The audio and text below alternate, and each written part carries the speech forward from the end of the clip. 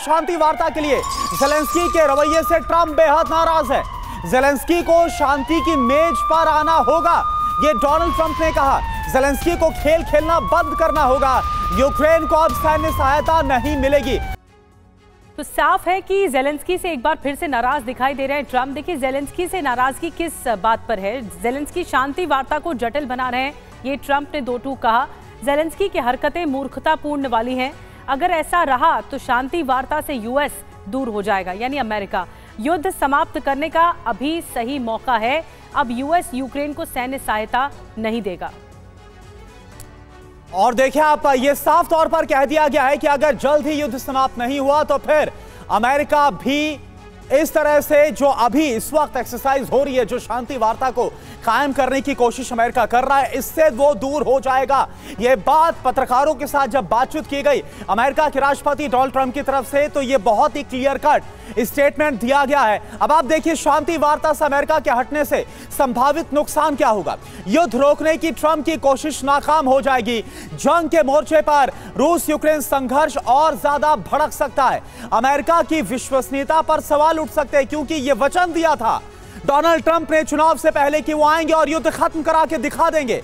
जंग में यूक्रेन की स्थिति और ज्यादा मुश्किल हो सकती है। अमेरिका के हटने से रूस को कूटनीतिक फायदा संभव है।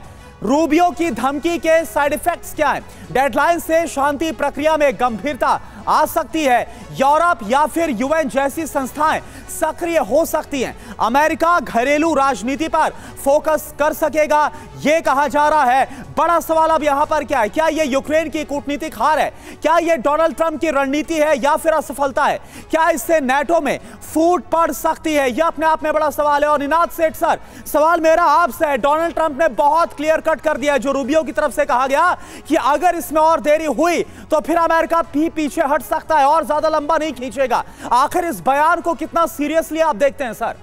मैं इस बयान को 100% सीरियसली देखता हूं। अमेरिका अब आइसोलेशनिस्ट स्टेज में है। अमेरिका में एक बहुत बड़ा सेंटिमेंट है कि हम अमेरिका की चिंता करें, दुनिया की नहीं।